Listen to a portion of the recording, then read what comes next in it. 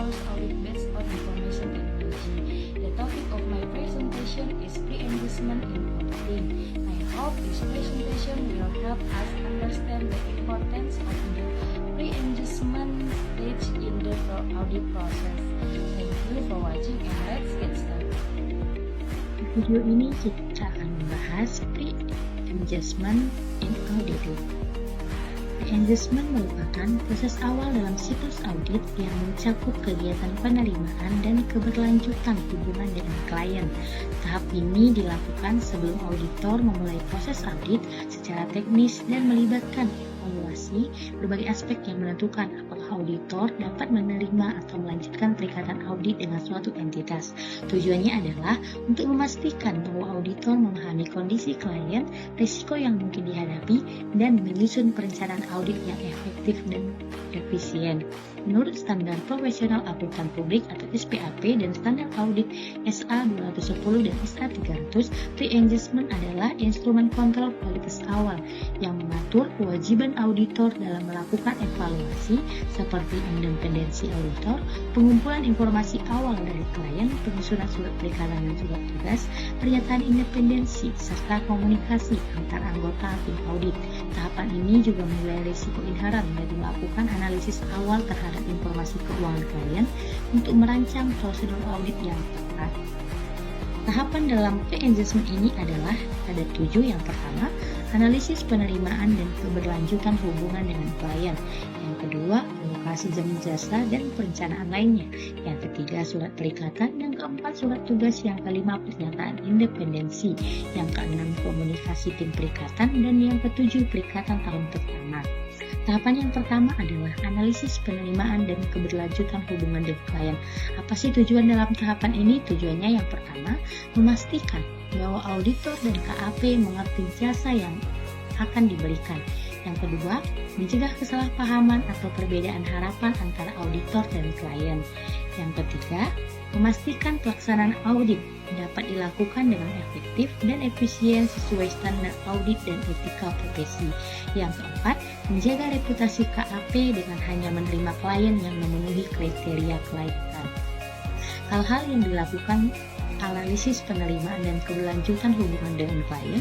Yang pertama itu ada survei pendahuluan, yang kedua ada penilaian integritas dan risiko klien, yang ketiga ada analisis kemampuan dan kompetensi KAP, yang keempat ada evaluasi kepatuhan terhadap etika profesi, kelima ada keputusan terima atau lanjutkan hubungan, dan yang keenam ada dokumentasi pemahaman bisnis klien.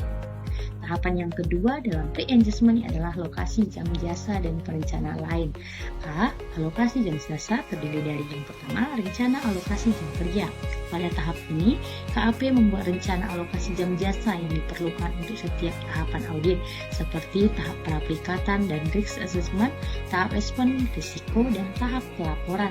Alokasi jam kerja disesuaikan dengan kompleksitas klien, risiko, dan kebutuhan sumber daya manusia dalam tim audit. Yang kedua ada pembagian jam kerja tim. Jam kerja dialokasikan per anggota tim audit, mulai dari partner, manajer, ketua tim, hingga anggota tim sesuai dengan peran dan tanggung jawab masing-masing. Pembagian ini juga mempertimbangkan tingkat pengalaman dan kompetensi personil yang akan menangani bagian-bagian audit tertentu. Yang ketiga ada penjadwalan dan efisiensi waktu, yaitu waktu kerja direncanakan secara detail termasuk hari kerja, hari libur, dan jam kerja per hari. Rencana ini juga dirancang agar audit selesai tepat waktu sesuai perjanjian dengan klien tanpa mengorbankan kualitas hasil audit. Yang kedua adalah alokasi perencanaan lain. Pertama, penentuan skop dan sasaran audit, yaitu menetapkan area, jenis pekerjaan, dan tujuan audit yang harus dicapai dalam waktu dan sumber daya yang tersedia. Yang kedua ada penilaian risiko dan strategi audit, yaitu melakukan perencanaan strategi audit berbasis risiko yang sudah diidentifikasi dalam tahap perikatan dan menentukan prosedur audit yang relevan dan titik fokus pemeriksaan. Yang ketiga, pengaturan logistik dan sumber daya, mengatur kebutuhan teknis, administrasi, dan dukungan lain seperti aplikasi audit, misalnya Atlas, untuk mendukung pelaksanaan audit. Dan yang keempat, persiapan dokumen perikatan, yaitu menyusun surat perikatan, jadwal kerja, kerja, dan dokumen pendukung lainnya sebagai acuan pelaksanaan audit. Yang ketiga adalah tahapannya surat perikatan. Surat perikatan adalah dokumen resmi antara auditor dan klien yang berisi persetujuan tentang syarat-syarat pekerjaan audit yang akan dilaksanakan. Surat ini mencakup tujuan audit, tanggung jawab masing-masing pihak, ruang lingkup audit untuk laporan, akses terhadap dokumen, serta pembatasan tanggung jawab auditor. Surat perikatan memastikan tidak ada salah paham terkait pekerjaan audit yang dilakukan. Contoh surat perikatan dapat kita lihat dalam slide berikut ini. Yang keempat adalah surat tugas. Surat tugas adalah dokumen resmi yang dikeluarkan oleh instansi atau pimpinan auditor sebagai dasar pemberian wewenang dan penugasan kepada tim auditor yang melaksanakan suatu pekerjaan audit. Surat tugas mengatur siapa yang diberi tugas, ruang lingkup, tujuan, dan otorisasi kegiatan audit. Surat tugas diterbitkan oleh pimpinan auditor baik di lembaga pemeriksa internal maupun eksternal. Surat ini memuat identitas tim auditor yang ditugaskan, kemudian tujuan dan lingkup audit, yang kemudian wewenang dan tanggung jawab tim auditor, dan jangka waktu pelaksanaan audit. Setelah diterbitkan, surat tugas disampaikan kepada anggota tim audit dan pihak terkait di objek audit. Komunikasi ini penting agar semua pihak memahami kewajiban, ruang lingkup, serta batas tanggung jawab selama audit. Surat tugas juga menjadi dokumen referensi dalam pengawasan dan evaluasi pelaksanaan audit. Untuk contoh surat tugas bisa kita lihat dalam slide berikut ini. Tahapan yang selanjutnya adalah pernyataan independensi, yaitu adalah dokumen resmi yang dibuat oleh auditor untuk menyatakan bahwa auditor atau tim audit bebas dari pengaruh, tidak memiliki konflik kepentingan, dan tidak memihak kepada pihak manapun selama pelaksanaan audit. Independensi adalah prinsip utama yang memastikan objektivitas dan kejujuran auditor dalam memberikan opini atas laporan keuangan. Sebelum audit dimulai, auditor melakukan evaluasi internal untuk memastikan dirinya dan tim bebas dari hubungan atau kondisi yang mengancam independensi. Evaluasi ini mencakup pemeriksaan hubungan keuangan, bisnis, atau hubungan keluarga dengan klien yang dapat mempengaruhi objektivitas. Pernyataan ini biasanya mencakup komitmen untuk mematuhi standar profesional independensi, pernyataan tidak memiliki konflik kepentingan atau hubungan yang mempengaruhi objektivitas, dan kesanggupan menjalankan audit sesuai etika dan standar yang berlaku. Dokumen ini menjadi bagian dari laporan administratif sebelum audit.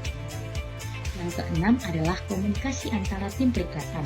Pada tahap awal pre-engagement, semua anggota tim perikatan mengadakan diskusi untuk mengidentifikasi risiko-risiko utama dalam audit, calon klien, dan masalah teknis yang mungkin muncul.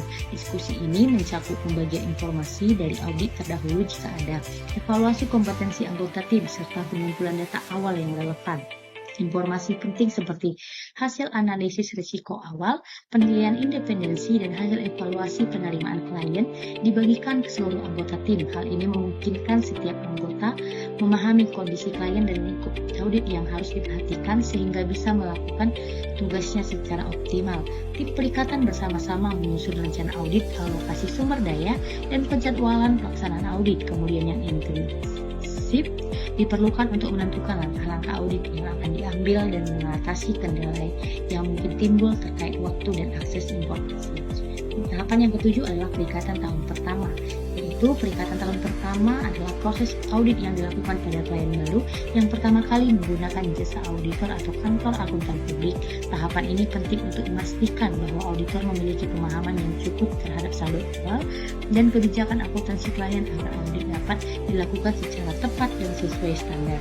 Auditor juga harus memperoleh bukti yang cukup dan tepat tentang saldo awal klien. Hal ini penilaian apakah saldo awal mengandung salah saji material yang dapat mempengaruhi laporan keuangan pribadi saat ini. Auditor juga mengevaluasi apakah kebijakan akuntansi yang diterapkan konsisten dan perubahan tercatat serta diungkapkan dengan benar sesuai standar akuntansi yang berlaku umum. Auditor mengumpulkan dokumen pendukung seperti akta pendirian, laporan keuangan sebelumnya jika ada, perjanjian kerjasama sebelumnya, serta informasi lain yang relevan untuk memahami latar belakang dan kondisi klien sebelum audit dimulai. Informasi ini menjadi dasar untuk perencanaan audit. Kesimpulan, pre-engagement merupakan tahap awal yang sangat krusial dalam proses audit yang bertujuan untuk memastikan auditor dapat menerima atau melanjutkan hubungan kerja dengan klien secara tepat. Tahapan ini meliputi evaluasi risiko, kemampuan dan independensi auditor, serta pengaturan dokumen seperti surat perikatan dan surat tugas. Proses ini mendukung penyusunan perencanaan audit yang efektif dan efisien, serta meminimalkan risiko kesalahan dan kecurangan pada laporan keuangan klien. Komunikasi yang baik di antara anggota tim audit dan pemahaman yang mendalam terhadap kondisi klien menjadi faktor penting keberhasilan pelaksanaan audit selanjutnya. Selain itu, perikatan tahun pertama memerlukan perhatian khusus untuk memperoleh bukti audit yang memadai terkait sumber awal dan kebijakan akuntansi klien tersebut. That's all my presentation about pre-engagement in auditing. I hope the explanation gives a clear understanding of how important the pre-engagement phase is conducting an audit.